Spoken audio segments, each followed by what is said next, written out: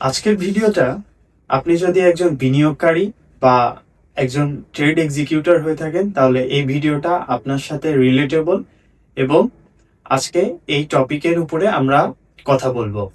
আমরা মূলত তিনটা অ্যালফাবেট সম্পর্কে জানবো, যেটা বিনিয়োগ জগতে এবং ট্রেড এক্সিকিউট জগতে এটা খুবই গুরুত্বপূর্ণ এবং বাংলাদেশের প্রেক্ষাপটেও এটা অনেক গুরুত্বপূর্ণ একটা বিষয়। আমরা যে তিনটা নিয়ে কথা বলবো, প্রথম হলো এডুকেশন, দ্বিতীয় হলো এক্সপিরিয়েন্স, তৃতীয় হলো এক্সেসিভ ক্যাশ। এই তিনটা ধাপে ধাপে আমরা আলোচনা করি। এডুকেশন খুব সংক্ষেপে, বেশি বড় করব না, খুব সংক্ষেপে। এডুকেশন অর্থাৎ শিক্ষা। যেমন আপনি একাডেমিকভাবে যে শিক্ষাটা, একাডেমিকভাবে কোনো নলেজ বা শিক্ষা গেইন করে যেমন একটা প্রফেশনে যাওয়া যায়, যেমন ডাক্তারের জন্য ডাক্তারি শিক্ষা, ইঞ্জিনিয়ার হতে লাগলে ইঞ্জিনিয়ারিং শিক্ষা, তারপরে আপনি যদি মেকানিক্যালে থাকেন মেকানিক্যাল এর যেই এডুকেশন সেটা আপনার নিতে হবে। এরকম ঠিক তেমনি বিনিয়োগ জগতে বা ট্রেড যেই এক্সিকিউটর যে জগৎটা আছে, এই জগতেও আপনাকে এক ধরনের শিক্ষার প্রয়োজন হয়। যেমন মার্কেটটা কিভাবে কাজ করে, তারপরে ইনভেস্টিং সেক্টরগুলো কিভাবে কাজ করে, ইনভেস্টিং এর যে প্ল্যাটফর্মগুলো আছে সেই প্ল্যাটফর্মগুলো কি, বিভিন্ন টুলস আছে, কখন সেশন ওপেন হয়। যেহেতু আমরা বাংলাদেশে থাকি, আমাদের আমরা যদি বাইরের বিনিয়োগগুলো করে থাকি সেই বিনিয়োগের ক্ষেত্রে কোন কোন সেশনে আমরা বিনিয়োগ করতে পারি, আমাদের কি কি সুযোগ আছে বাইরের কোন কোন দিকগুলোতে বিনিয়োগ করার। কমোডিটিস আছে, কমোডিটিসে যেমন গোল্ড আছে, সিলভার আছে, অয়েল আছে। ঠিক তেমন অপোজিটে আমাদের গ্লোবাল ফরেক্স যে মার্কেট আছে সেখানে, ইত্যাদি ইত্যাদি এরকম।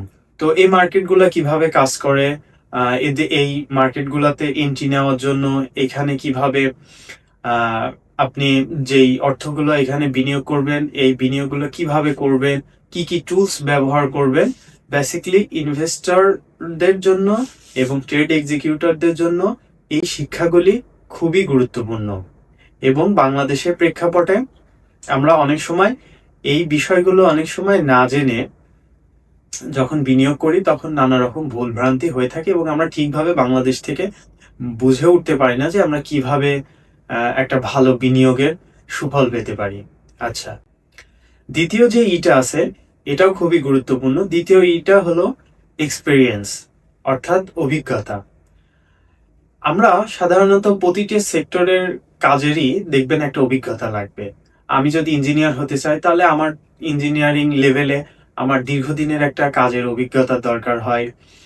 আমি যদি ডাক্তার হতে চাই আমার ডাক্তারি পেশায় বিভিন্ন কাজের অভিজ্ঞতা, পেশেন্টের বিভিন্ন অভিজ্ঞতার প্রেক্ষাপটে আমাকে নিজেকে তৈরি করতে হয়।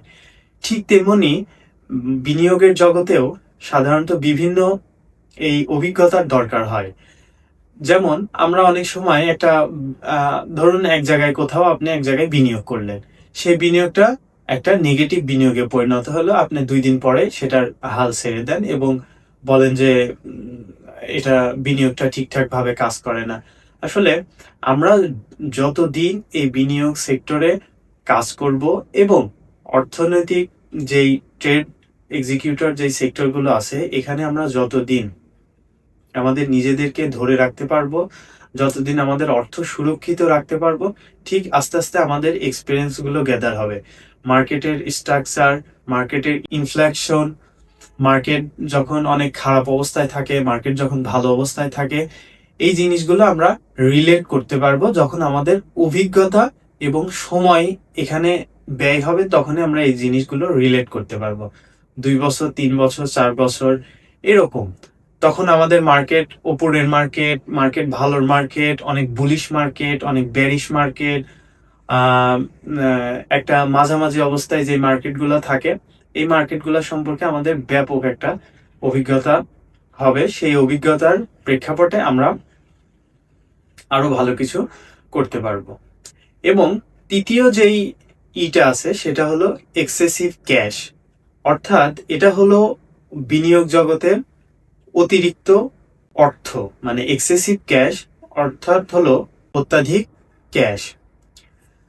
বিনিয়োগ করার জন্য আমাদের যেমন ক্যাশ দরকার হয়, ঠিক তেমনি এই ক্যাশকে ব্যবহার করা আমাদের জানতে হবে এবং এই ক্যাশকে ব্যবহার করে একটা ভালো বিনিয়োগের রিটার্ন পাওয়াও আমাদেরকে বুঝতে হবে।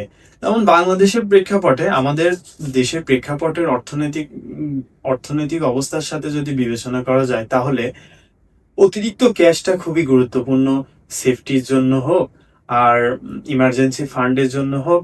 কারণ আমাদের অর্থনীতিতে আমাদের এই অতিরিক্ত অর্থটা, সঞ্চয়ের যে অর্থটা, এই অর্থটা খুবই গুরুত্বপূর্ণ একটা অর্থ। তো আমরা যখন কোনো বিনিয়োগ করব, মানে আমাদের এই অতিরিক্ত অর্থগুলা সবগুলাই আমরা বিনিয়োগে ব্যবহার করব না, কারণ বিনিয়োগটা সবসময় একটা ঝুঁকিপূর্ণ অবস্থায় থাকে। সেই কারণে আমরা কখনোই আমাদের সম্পূর্ণ অর্থটা বিনিয়োগে আমরা ব্যবহার করব না। আমরা ওই অতিরিক্ত অর্থের একটা পার্সেন্টেজ আমরা বিনিয়োগে ব্যবহার করব এবং সেটা যাতে পজিটিভ নেগেটিভ যাই হোক, আমাদের খুব একটা প্যানিকে না পড়তে হয়।